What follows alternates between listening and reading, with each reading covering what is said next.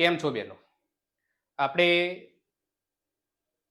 જે સિરીઝ શરૂ કરી હતી મુખ્ય સેવિકાની, જેમાં સ્ટેપ બાય સ્ટેપ આજે પણ એમસીક્યુ લઈને આવ્યા છે, જેમાં ટોટલી અભ્યાસ કરવાના છે. ઘણી બધી બહેનોએ ક્વેશ્ચન પૂછ્યું હતું કે સાહેબ તમે કોર્સ શરૂ કરો, કોર્સ શરૂ કરો. તો મિશન ફોર હેલ્થ કરી આપણે મુખ્ય સેવિકાનો કોર્સ લોન્ચ કરી નાખ્યો છે, જેમાં અગત્યના ટોપિકો વિશે આપણે ચર્ચા કરવાના છે. જે આપણી જે એપ્લિકેશન છે એમાં આપણે ડિટેલથી અભ્યાસ કરીશું. આજનું ટોટલ આપણો કોન્સેપ્ટ છે, ટોટલ 30 એમસીક્યુ લઈને આવ્યા છે આપણે, જે બહુ અગત્યના છે, પરીક્ષાલક્ષી છે, જેમાં આજે આપણે ડિટેલથી અભ્યાસ કરવાના છે. જે બેનો નવા છે તે આપણી આ યુટ્યુબ ચેનલને સબસ્ક્રાઇબ કરવાનું ચૂકશો નહીં, તેમજ લાઈક, કોમેન્ટ અને શેર કરવાનું ચૂકશો નહીં. ફર્સ્ટ ક્વેશ્ચન છે, બીસીજીની રસી કયા રોગ સામે રક્ષણ આપે છે? બીસીજીની રસી કયા રોગ સામે રક્ષણ આપે છે? તો બીસીજી રસી છે જે ટીબી રોગ સામે રક્ષણ આપે છે. કયો રોગ છે? ટીબી રોગ. ટીબી રોગ સામે કયું બીસીજીની રસી રક્ષણ આપવાનું કામ કરે છે. સેકન્ડ ક્વેશ્ચન છે, આઈસ પેક જમાવવા માટે શાનો ઉપયોગ કરવામાં આવે છે? શાનો ઉપયોગ થાય છે? તો આઈસ પેક જમાવવા માટે ડીપ ફ્રીજનો ઉપયોગ કરવામાં આવે છે. કયું ફ્રીજ છે? ડીપ ફ્રીજનો ઉપયોગ કરવામાં આવે છે. આ જે ક્વેશ્ચન છે એ ગવર્મેન્ટ જે એક્ઝામ આવે છે મુખ્ય સેવિકાની, એમાં વારંવાર પૂછાતા આવ્યા છે. હું ડિટેલથી મોસ્ટ આઈએમપી 30 ક્વેશ્ચન લઈને આવ્યો છું આરોગ્યના. કેટલાક છે? 30 પ્રશ્નો છે, બહુ અગત્યના છે. જે બેનો નવા છે તે શેર કરજો, કોમેન્ટ કરજો, લાઈક આપજો, તેમજ સબસ્ક્રાઇબ કરજો. બહુ જ ઇમ્પોર્ટન્ટ પ્રશ્નો છે. ફર્સ્ટ ક્વેશ્ચન શું હતો? બીસીજી નો હતો. સેકન્ડ કયો છે? તો આઈસ પેક જવા માટે શાનો ઉપયોગ થાય છે? તો ડીપ ફ્રીજનો ઉપયોગ કરવામાં આવે છે. ત્યાર પછી સગર્ભાની જાણ થતા માતાને કઈ રસી આપવામાં આવે છે? જ્યારે બી માતા સગર્ભા બને છે તો સગર્ભા બનતાની સાથે કઈ રસી આપવામાં આવે છે? તો સગર્ભાની સાથે સૌપ્રથમ કઈ રસી આપીશું? તો ઘણી વખત પરીક્ષામાં બેનો છે એ ભૂલ કરી બેસે છે કે કઈ રસી અપાય? તો બીસીજી ઓપ્શન હોય, ડીપીટી ઓપ્શન હોય, ટીટી હોય, અથવા એક પણ નહીં, અથવા બધી જ. આવા પણ પ્રશ્નો પરીક્ષાની અંદર વારંવાર પૂછાય છે. તો સૌપ્રથમ ટીટીની વેક્સિન આપવામાં આવે છે, ટીટેનસ ટોક્સાઇડની રસી આપવામાં આવે છે, જે માતા અને બાળક બંનેનું પ્રોટેક્શન કરવાનું કામ કોણ કરે છે? તો ટીટીની રસી કરે છે. ચોથો ક્વેશ્ચન કયો છે કે બાળકનો પ્રથમ આહાર એટલે કઈ રસી? બાળકનો પ્રથમ આહાર એટલે કઈ રસી? આ પણ પ્રશ્ન વારંવાર પરીક્ષાની અંદર પૂછાય છે. આ બહુ અગત્યનો પ્રશ્ન છે, લખવાનું ભૂલતા નહીં. બાળકનો પ્રથમ આહાર એટલે કઈ રસી? તો બાળકનો પ્રથમ આહાર એટલે બીસીજી છે, પોલિયો છે, ઝીરો પોલિયો છે કે ડીપીટી છે? તો બાળકનો પ્રથમ આહાર શું છે? તો ઝીરો પોલિયો. કયો છે? Zero polio. 90% બહેનો આમાં ભૂલ કરે છે. આ પ્રશ્નની અંદર શું કરે છે? પોલિયો ટીક કરીને આવે છે. શું ટીક કરે છે? પોલિયો. પણ આ ક્વેશ્ચનનો મૂળભૂત જવાબ, મુખ્ય જવાબ જે પરીક્ષામાં પૂછાય છે અને સરકાર એને પાસ કરે છે, કયો છે? તો ઝીરો પોલિયો. કયો છે? ઝીરો પોલિયો, જેની ગણતરી કરવામાં આવતી નથી. બાળકનો પ્રથમ આહાર એટલે કઈ? જેવો બાળકનો જન્મ થાય છે, જેવો જન્મ થાય એટલે કઈ રસી આપવામાં આવે છે? ઝીરો પોલિયો, જે અપંગતા દૂર કરે છે. શું દૂર કરે છે? અપંગતા દૂર કરે છે. આ પણ મોસ્ટ આઈએમપી ક્વેશ્ચન છે. ત્યાર પછી ક્વેશ્ચન 5, 5 ડિસીઝ સામે પ્રોટેક્શન મેળવવા માટે કઈ વેક્સિન આપવામાં આવે છે? કેટલા? 5 રોગો સામે. 5 રોગો સામે રક્ષણ મેળવવા માટે કઈ વેક્સિનનો ઉપયોગ કરવામાં આવે છે? તો કઈ છે? 5 રોગો સામે બીસીજી છે, પેન્ટાવેલેન્ટ છે, પોલિયો છે કે ડીપીટી છે? આ પણ પરીક્ષામાં વારંવાર પૂછાય તેવો ક્વેશ્ચન છે. તો કઈ છે? પેન્ટાવેલેન્ટ છે. કઈ છે? પેન્ટાવેલેન્ટ. 5 રોગોનો સમાવેશ થયો છે. 5 રોગ કયા છે તે પણ હું ડિટેલથી ભણાવવાનો છું. જે નેક્સ્ટ એપિસોડ લઈને આવું છું ને, એમાં ડિટેલથી 5 રોગો વિશે અભ્યાસ કરાવીશ. તો કયા 5 રોગો છે જે પ્રોટેક્શન આપે છે, જે ગુજરાત સરકાર દ્વારા, ભારત સરકાર દ્વારા જે વેક્સિનેશન શરૂ કરવામાં આવ્યું છે, જેના અંદર ઉમેરો કરવામાં આવેલો છે પેન્ટાવેલેન્ટનો. ત્યાર પછી 6 ક્વેશ્ચન છે, vitamin A. Vitamin A vaccine કયા ડિસીઝ સામે પ્રોટેક્શન આપે છે? આ વિટામિન એ છે કયા રોગ સામે રક્ષણ આપે છે? આગળ પણ મેં મૂક્યું હતું, વિટામિનનું લેક્ચર મૂક્યું છે, જે બેનોએ જોયું નથી ને જોઈ લેજો, યુટ્યુબ પર આપણે મૂકેલું છે કે વિટામિન એ જે વેક્સિન છે કયા રોગ સામે રક્ષણ આપે છે, તો નાઇટ બ્લાઇન્ડનેસ છે, કેન્સર છે, લ્યુકેમિયા છે કે ટીબી છે, તો નાઇટ બ્લાઇન્ડનેસ એટલે રતાંધળાપણું. રતાંધળાપણું એટલે 6 વાગ્યા પછી, સાંજના 6 વાગ્યા પછી જોવાનું બંધ થઈ જાય છે, જેને નાઇટ બ્લાઇન્ડનેસ તરીકે આપણે ઓળખીએ છીએ. વિટામિન એ ની ઉણપના કારણે થાય છે. આ રોગ ન થાય એટલે વિટામિન એ યુક્ત ખોરાક લેવો જોઈએ. આ પણ પ્રશ્ન પરીક્ષામાં વારંવાર પૂછાયેલો છે કે વિટામિન એ સૌથી વધુ શામાંથી મળે છે, તો ગાજરમાંથી મળે છે. શામાંથી મળે છે? ગાજરમાંથી મળે છે. ત્યાર પછી 7 ક્વેશ્ચન્સ. ત્રિગુણીનો બુસ્ટર ડોઝ કયા રોગ સામે પ્રોટેક્શન આપે છે? ત્રિગુણી એટલે શું? પ્રશ્ન પહેલો જ થાય કે ભાઈ ત્રિગુણી એટલે શું? ત્રિગુણી એટલે ડિપ્થેરિયા, પર્ટિટ્યુસ અને ટીટેનસ, જેને ત્રિગુણી કીધી છે. 3 રોગો સામે શું આપે છે? રક્ષણ આપે છે, પ્રોટેક્શન આપે છે. ડિપ્થેરિયા, પર્ટિટ્યુસ અને ટીટેનસ, ઓલ ઓફ અબાઉ બધાનો સમાવેશ થશે. આ બધા પ્રશ્ન છે ને પરીક્ષા લક્ષી છે, ઇમ્પોર્ટન્ટ છે, એટલે જે બેનો જોઈ રહ્યા છે લખી દેજો. ત્યાર પછી 8મા નંબરનો ક્વેશ્ચન છે, પોલિયો વેક્સિન આપવાનો રૂટ કયો છે? જે પોલિયો રસી આપીએ છીએ ને એનો રૂટ કયો છે? તો મોં દ્વારા, ઇન્ટ્રાડર્મલ, ઇન્ટ્રાસબક્યુટેનિયસ કે ઇન્ટ્રાવિનસ? હું સીધી, સાદી અને સરળ ભાષામાં સમજાવું છું, એકદમ પ્યોર ગુજરાતી ભાષામાં. તો પોલિયો છે ને, આપણે પોલિયોમાં જશું ને બૂથ ઉપર, તો પેલી બેન શું કરશે? મોં દ્વારા આપશે. શું આપશે? 2 ટીપા. અને આપણા અમિતાભ બચ્ચન છે, ભારતના સુપરસ્ટાર, એમને પણ કીધું છે 2 બૂંદ જિંદગી કે, 2 બૂંદ જિંદગી કે, એટલે મોં દ્વારા આપવામાં આવે છે. શાના દ્વારા? મોં દ્વારા આપવામાં આવે છે. ત્યાર પછી 9મો ક્વેશ્ચન છે, મમતા દિવસ ગામમાં કયા દિવસે હોય છે? બહુ ઇમ્પોર્ટન્ટ પ્રશ્ન, બહુ જ અગત્યનો પ્રશ્ન. મમતા દિવસ ગામમાં કયા દિવસ? ગામની વાત થઈ છે, સિટી નગર ની ચર્ચા થઈ નથી, માત્ર કયું છે? ગામમાં. બલબલામાં ભસાઈ જાય છે આ ક્વેશ્ચન ની અંદર કે મમતા દિવસ ગામમાં કયા દિવસે હોય છે?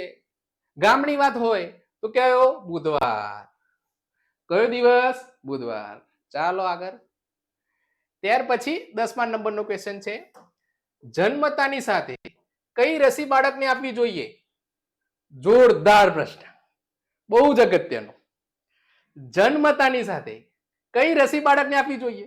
હવે પ્રશ્ન બધા બેનોનું શું હોય, સાહેબ જન્મતાની સાથે તો બધી રસીઓ અપાય, પણ બાળકનો જેવો જ જન્મ થયો છે એવી કઈ રસી આપવાની છે? ડીપીટી આપવાની છે, બીસીજી આપવાની છે, પેન્ટાવેલેન્ટ આપવાની છે કે હેપેટાઇટિસ બી આપવાની છે? બહુ જ અગત્યનો પ્રશ્ન. તો જન્મતાની સાથે કઈ રસી આપીશું? તો બીસીજી ની રસી. કઈ રસી? બીસીજી ની રસી. જેવો બાળકનો જન્મ થાય એટલે 24 કલાકની અંદર બીસીજી આપી દેવાની. 24 કલાકમાં કઈ આપી દેવાની? બીસીજી, અથવા 0 થી 28 દિવસની અંદર. બહુ જ અગત્યનો પ્રશ્ન. ત્યાર પછી 11મો ક્વેશ્ચન, ડાયરિયા સામે પ્રોટેક્શન મેળવવા માટે કઈ રસી આપવામાં આવે છે? ડાયરિયા એટલે ઝાડા, અતિસાર, એના સામે રક્ષણ મેળવવા માટે કઈ રસી આપીશું? તો પોલિયો આપીશું, રોટા વાયરસ આપીશું, ડીપીટી આપીશું, બીસીજી આપીશું.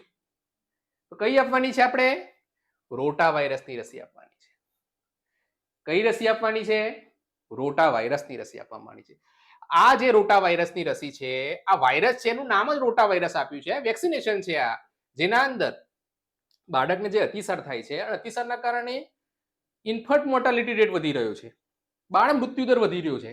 એને અટકાવવા માટે ભારત સરકાર દ્વારા, ગુજરાત સરકાર દ્વારા એક આ રોટા વાયરસની રસી આપવામાં આવે છે. બહુ અગત્યનો છે, એ પણ આપણે ડિટેલથી લેક્ચર મૂકેલું છે ઓલરેડી. જે બેનોએ જોયું નથી તે જોઈ લેવું, બરાબર? ચાલો આગળ. ત્યાર પછી 12મા નંબરનો ક્વેશ્ચન છે, ઝેરી કમળા સામે રક્ષણ મેળવવા કઈ રસી આપવામાં આવે છે? કઈ છે? ઝેરી કમળો. ઝેરી કમળો રક્ષણ મેળવવા માટે કઈ રસી આપવામાં આવે છે? હવે ઝેરી કમળો કીધો એટલે હેપેટાઇટિસ બી. હેપેટાઇટિસ બી. શું આપશો તમે? તો પોલિયો આપશો, હેપેટાઇટિસ બી આપશું. કયું આપશું? હેપેટાઇટિસ બી. બહુ જ અગત્યનો પ્રશ્ન છે. અને કમળામાંથી કમળી થઈ જાય, હિપેટિક કોમા કહેવાય. શું કહેવાય?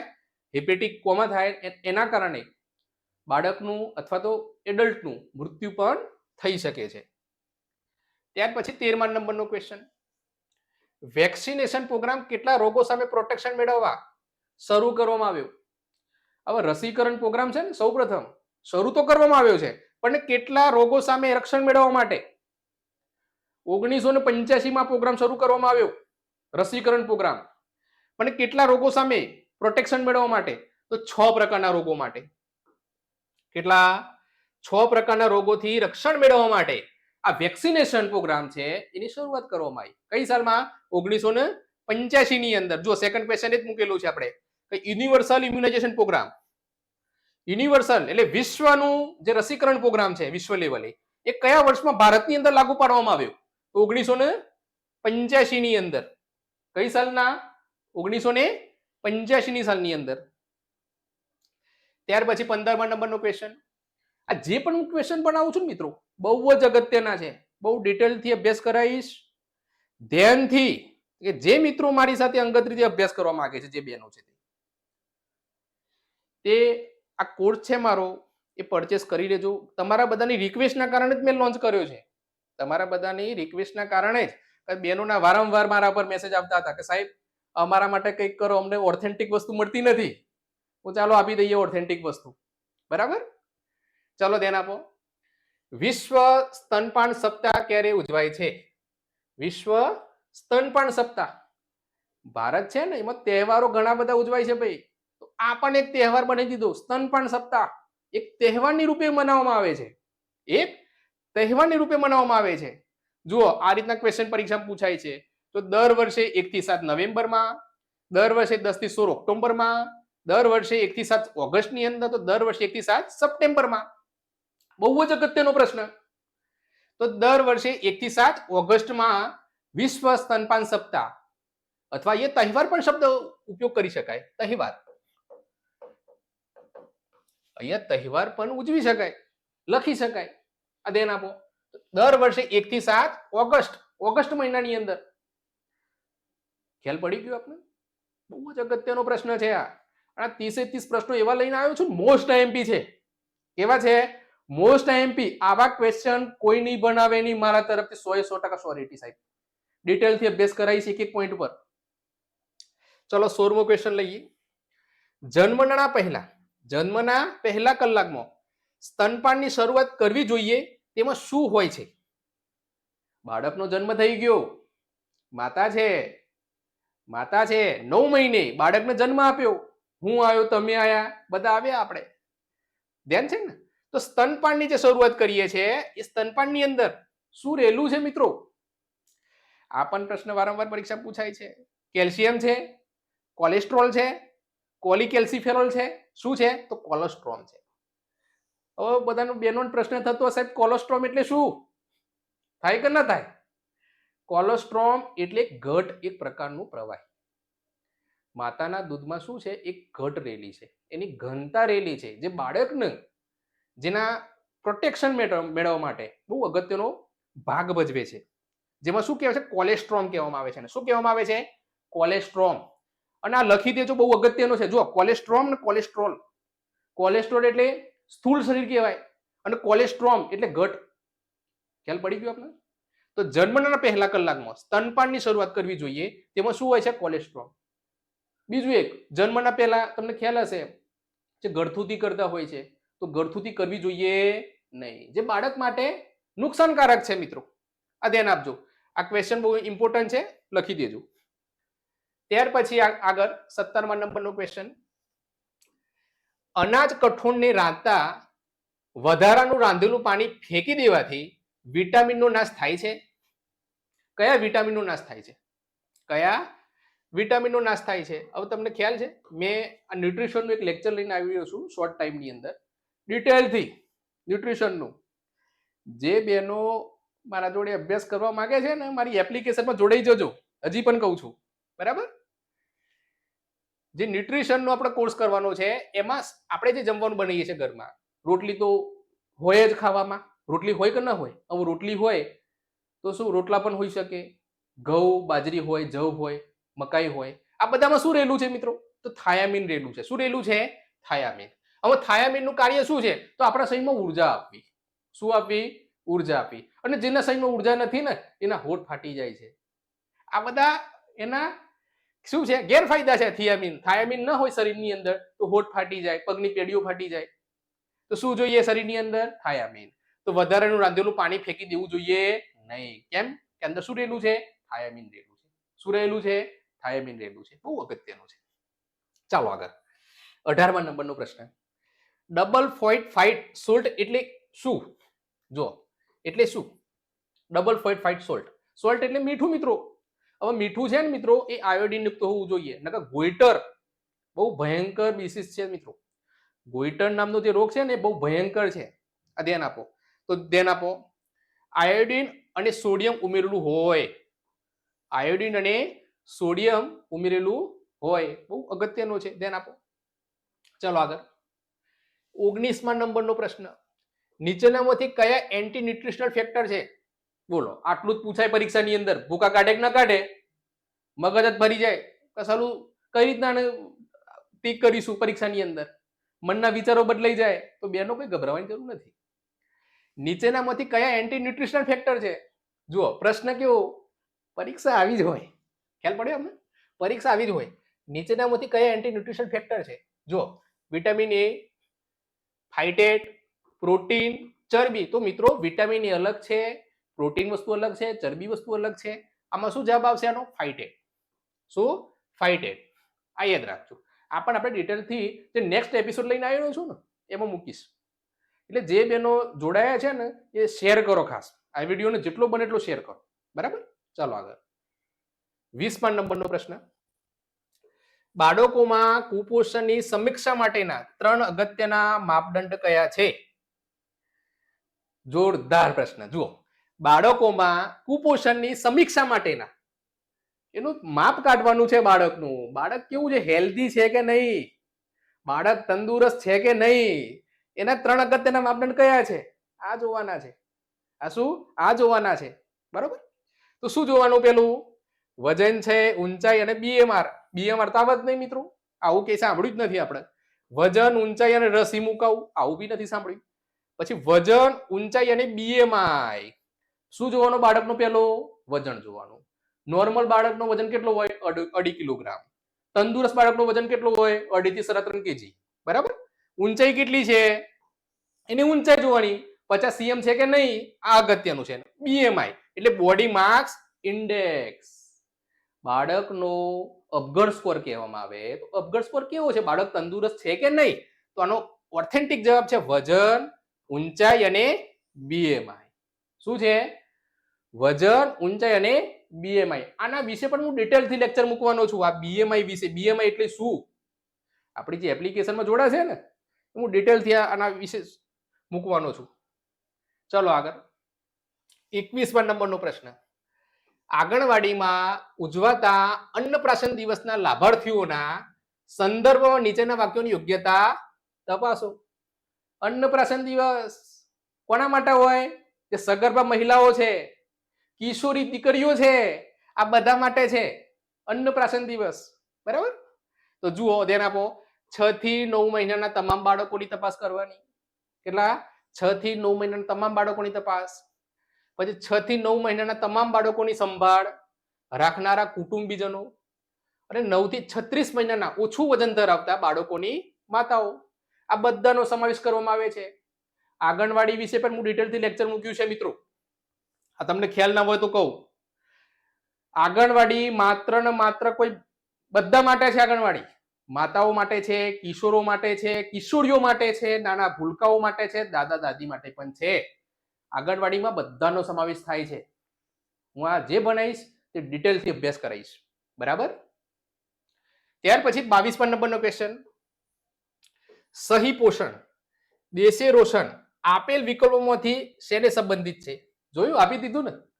આ લોકો તૈયાર જ છે. તમે જોયો નહીં હોય ને એવો પ્રશ્ન આવશે પરીક્ષાની અંદર. તમે જોયો બી નહીં હોય. સહી પોષણ, દેશે રોશન આપેલ વિકલ્પોમાંથી શેને સંબંધિત છે?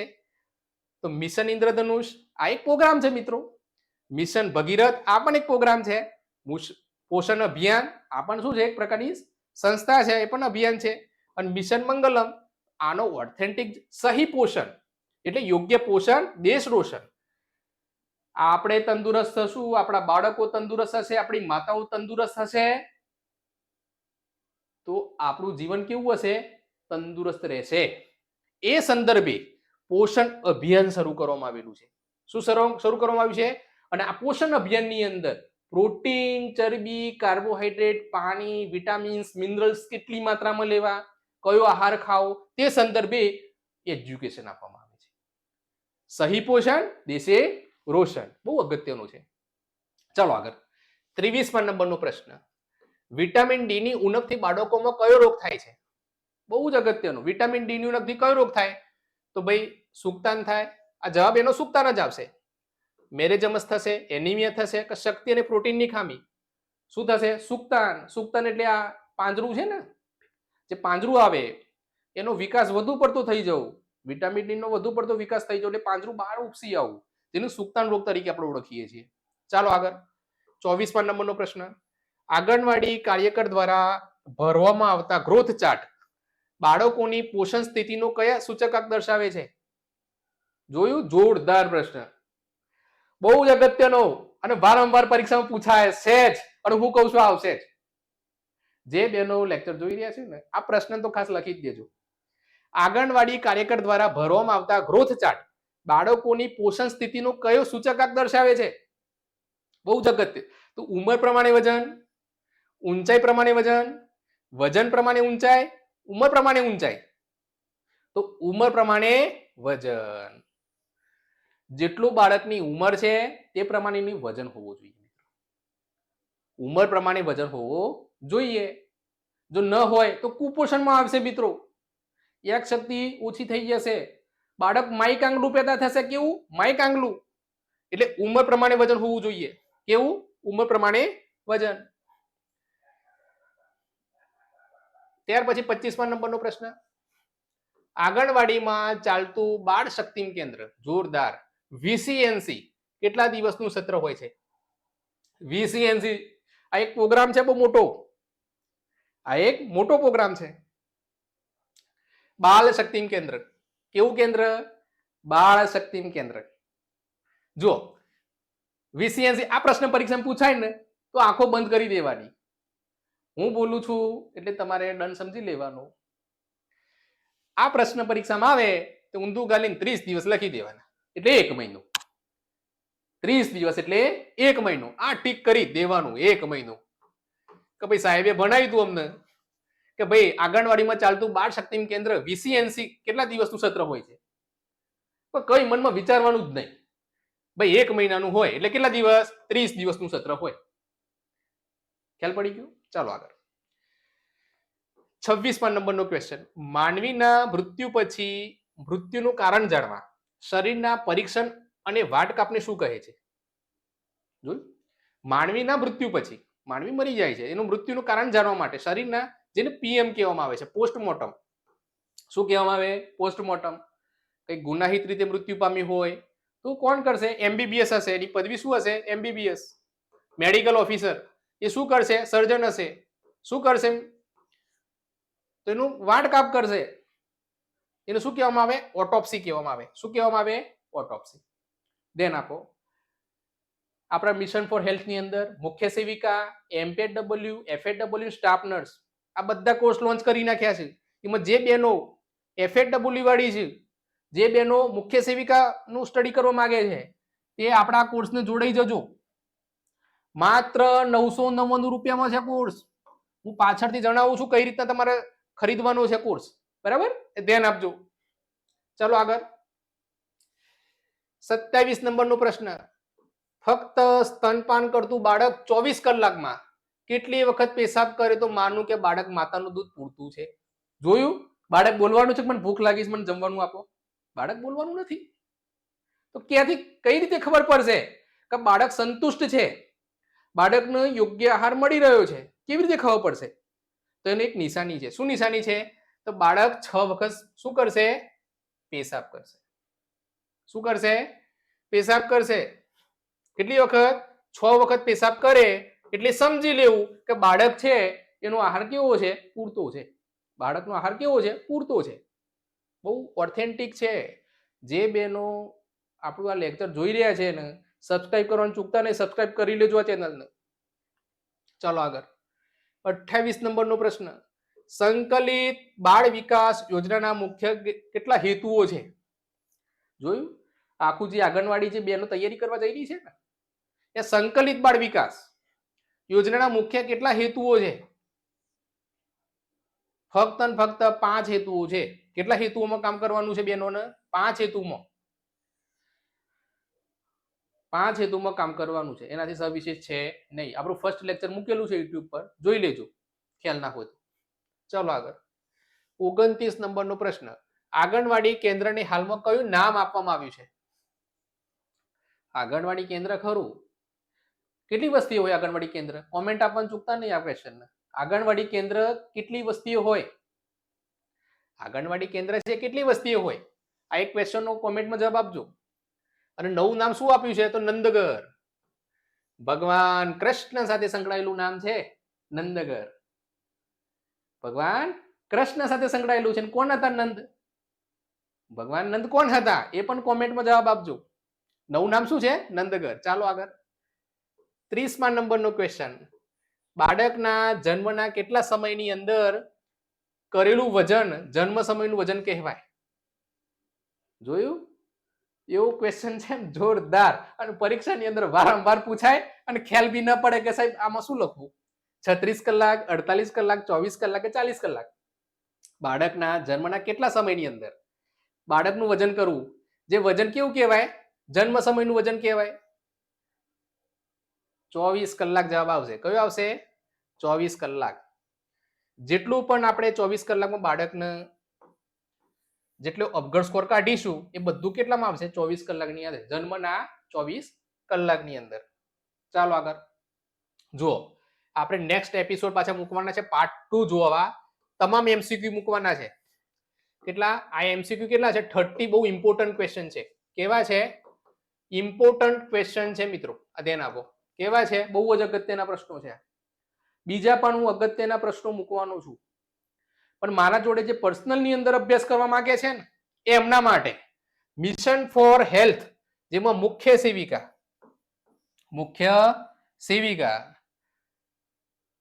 સેવિકા બનવું છે ને? બનવું જ છે ને?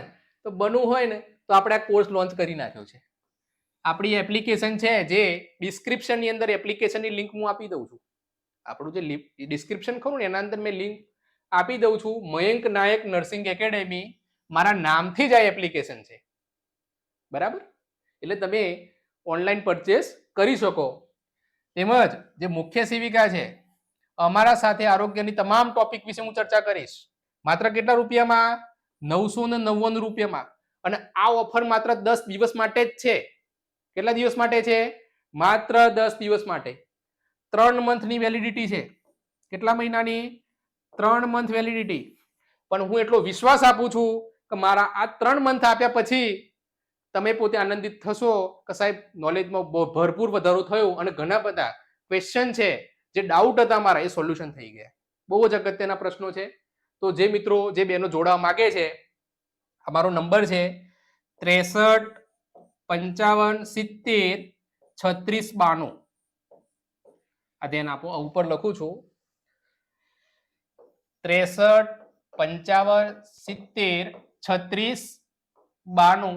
જે બહેનો મારો કોર્સ ખરીદવા માંગે છે, આ નંબર ઉપર ફોન કરો.